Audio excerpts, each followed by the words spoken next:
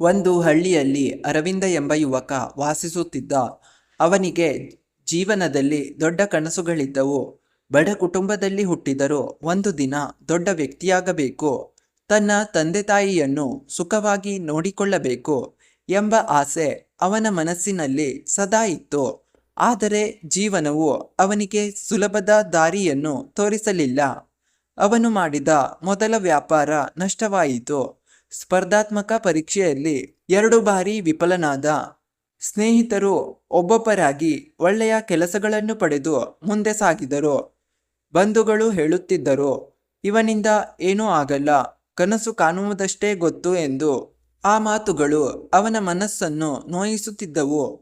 ಒಂದು ದಿನ ತುಂಬಾ ನಿರಾಶೆಯಿಂದ ಹಳ್ಳಿಯ ಹೊರಗಿದ್ದ ತೋಟದಲ್ಲಿ ಒಬ್ಬ ವೃದ್ಧ ತೋಟಗಾರನನ್ನು ಭೇಟಿಯಾದ.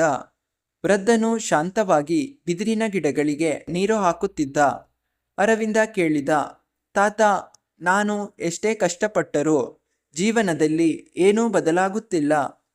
ದೇವರು ನನ್ನನ್ನು ಮರೆತು ಬಿಟ್ಟಂತಿದೆ ಎಂದನು.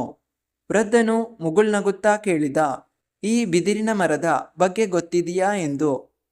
ಬಿದಿರಿನ ಬೀಜ ಬಿತ್ತಿದ ಮೊದಲ ವರ್ಷ ಏನೂ ಕಾಣುವುದಿಲ್ಲ, 2ನೇ ವರ್ಷವೂ ಇಲ್ಲ, 3ನೇ ವರ್ಷವೂ ಇಲ್ಲ, 4ನೇ ವರ್ಷವೂ ಏನೂ ಇಲ್ಲ.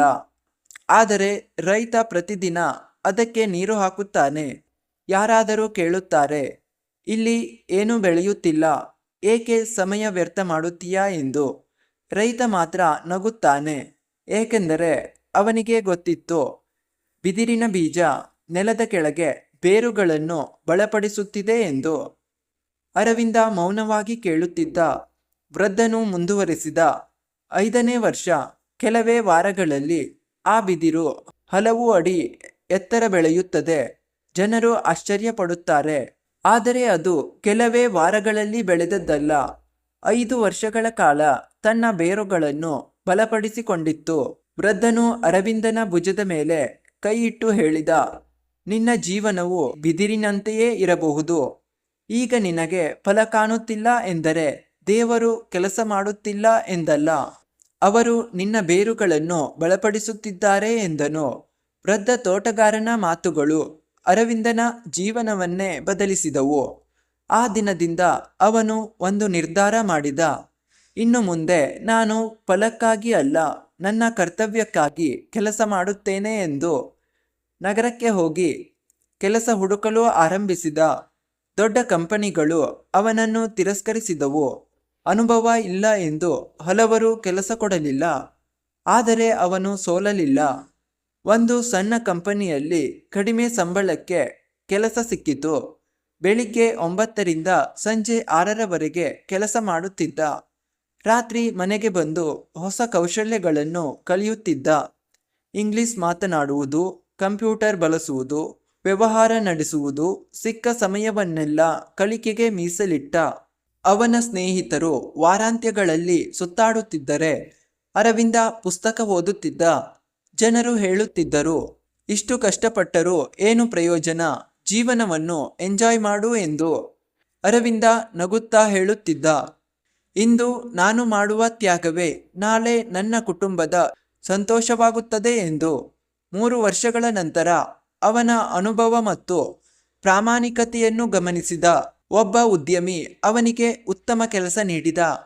ಆ ಕೆಲಸದಲ್ಲಿ ಅರವಿಂದ ಕೇವಲ ಉದ್ಯೋಗಿಯಂತೆ ಕೆಲಸ ಮಾಡಲಿಲ್ಲ, ಕಂಪನಿಯೇ ತನ್ನದೆಂದು ಭಾವಿಸಿ ದುಡಿದ. ಒಂದು ದಿನ ಕಂಪನಿಯ ಮಾಲೀಕರು ಕೇಳಿದರು, ನೀನು ಯಾವಾಗಲೂ ಇಷ್ಟು ಪ್ರಾಮಾಣಿಕವಾಗಿ ಏಕೆ ಕೆಲಸ ಮಾಡುತ್ತೀಯಾ ಎಂದು. ಅರವಿಂದ ಉತ್ತರಿಸಿದ, ನನ್ನ ತಾಯಿ ಹೇಳುತ್ತಿದ್ದರು, ಕೆಲಸ ಚಿಕ್ಕದು ದೊಡ್ಡದು ಅಲ್ಲ, ಅದನ್ನು ಮಾಡುವ ಮನಸ್ಸೇ ದೊಡ್ಡದು ಎಂದು. ಆ ಮಾತನ್ನು ನಾನು ಎಂದಿಗೂ ಮರೆತಿಲ್ಲ. ಆ ಉತ್ತರ ಮಾಲೀಕರ ಮನಸ್ಸನ್ನು ಮುಟ್ಟಿತು. ಕೆಲ ವರ್ಷಗಳ ನಂತರ ಅರವಿಂದನನ್ನು ಕಂಪನಿಯ ಮ್ಯಾನೇಜರ್ ಆಗಿ ನೇಮಿಸಿದರು. ಆದರೆ ಅವನ ಕನಸು ಅಲ್ಲಿಗೆ ಮುಗಿಯಲಿಲ್ಲ.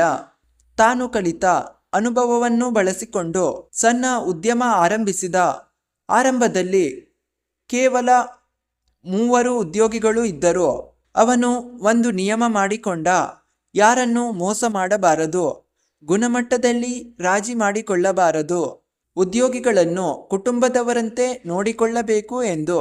ಮೊದಲ ವರ್ಷ ಲಾಭ ಕಡಿಮೆ, ಎರಡನೇ ವರ್ಷ ಸ್ವಲ್ಪ ಬೆಳವಣಿಗೆ, ಮೂರನೇ ವರ್ಷ ಅವನ ಕಂಪನಿ ರಾಜ್ಯದ ಹಲವೆಡೆ ತನ್ನ ಉತ್ಪನ್ನಗಳನ್ನು ಮಾರಾಟ ಮಾಡಲು ಆರಂಭಿಸಿತು. 10 ವರ್ಷಗಳು ಕಳೆಯಿತು. ಒಮ್ಮೆ ಕೆಲಸಕ್ಕಾಗಿ ಅಲೆದಾಡುತ್ತಿದ್ದ ಅರವಿಂದನೇ ಈಗ ನೂರಾರು ಜನರಿಗೆ ಉದ್ಯೋಗ ನೀಡುವ ಉದ್ಯಮಿಯಾಗಿದ್ದ. ಒಂದು ದಿನ ಅವನು ತನ್ನ ಹಳ್ಳಿಗೆ ಹಿಂತಿರುಗಿದ. ಅದೇ ತೋಟದಲ್ಲಿ ಆ ವೃದ್ಧ ತೋಟಗಾರ ಕುಳಿತಿದ್ದರು. ಅರವಿಂದ ಅವರ ಪಾದಗಳಿಗೆ ನಮಸ್ಕರಿಸಿ ಹೇಳಿದ, ತಾತ, ನೀವು ಹೇಳಿದ ಬಿದಿರಿನ ಕಥೆಯೇ ನನ್ನ ಜೀವನವನ್ನು ಬದಲಿಸಿತು ಎಂದು. ವೃದ್ಧರು ನಗುತ್ತಾ ಹೇಳಿದರು, ನಾನು ದಾರಿ ತೋರಿಸಿದೆ ಅಷ್ಟೇ, ನಡೆದದ್ದು ನೀನೇ. ಯಶಸ್ಸು ನನ್ನ ಮಾತಿನಿಂದ ಬಂದಿಲ್ಲ, ನಿನ್ನ ತಾಳ್ಮೆ ಮತ್ತು ಪರಿಶ್ರಮದಿಂದ ಬಂದಿದೆ ಎಂದರು.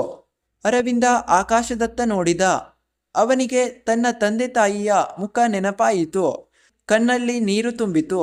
ಅವನು ಮನಸ್ಸಿನಲ್ಲಿ ಹೇಳಿಕೊಂಡ, ಕನಸು ಕಾಣುವುದು ಸುಲಭ, ಅದಕ್ಕಾಗಿ ವರ್ಷಗಳ ಕಾಲ ಶ್ರಮಿಸುವುದೇ ನಿಜವಾದ ಧೈರ್ಯ ಎಂದು. ಈ ಕಥೆಯ ಜೀವನ ಪಾಠವೇನೆಂದರೆ, ಪರಿಶ್ರಮಕ್ಕೆ ತಕ್ಕ ಫಲ ಸಿಗದೇ ಇರಬಹುದು, ಆದರೆ ಅದು ಎಂದಿಗೂ ವ್ಯರ್ಥವಾಗುವುದಿಲ್ಲ. ಜೀವನದಲ್ಲಿ ನಿಮ್ಮನ್ನು ಕೆಳಗೆ ಎಳೆಯುವವರು ಹಲವರಿರುತ್ತಾರೆ, ಆದರೆ ನಿಮ್ಮ ಕನಸುಗಳನ್ನು ಮೇಲಕ್ಕೆ ಎತ್ತುವ ಶಕ್ತಿ ನಿಮ್ಮ ಪರಿಶ್ರಮದಲ್ಲೇ ಇರುತ್ತದೆ. ಸ್ನೇಹಿತರೆ, ಈ ಕತೆ ನಿಮಗೆ ಇಷ್ಟವಾಗಿದ್ದರೆ ಲೈಕ್ ಮಾಡಿ, ಶೇರ್ ಮಾಡಿ. ಇನ್ನಷ್ಟು ಮನಮುಟ್ಟುವ ಕಥೆಗಳಿಗಾಗಿ ಸಬ್ಸ್ಕ್ರೈಬ್ ಮಾಡೋದನ್ನು ಮರೆಯಬೇಡಿ. ಧನ್ಯವಾದಗಳು.